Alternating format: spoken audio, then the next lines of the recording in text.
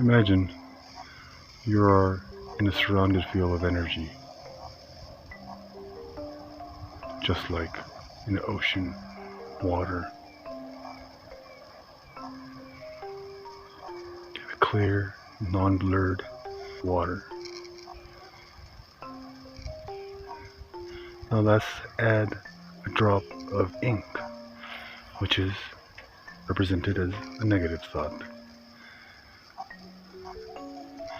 This metaphor is to explain how this ink or negative thought affects the water. It spreads around and affects everything around that water. So as that ink is spread throughout the water, same as your negative thought spread around the information field around you. So it is very important to keep thoughts pure, clean, and it will affect the surrounding of you. Unconditional love.